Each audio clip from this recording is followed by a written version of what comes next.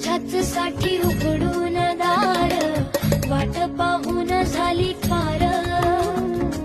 चिंता हरून देवा थकला असणार, दे माझ्या खांद्यावर भार.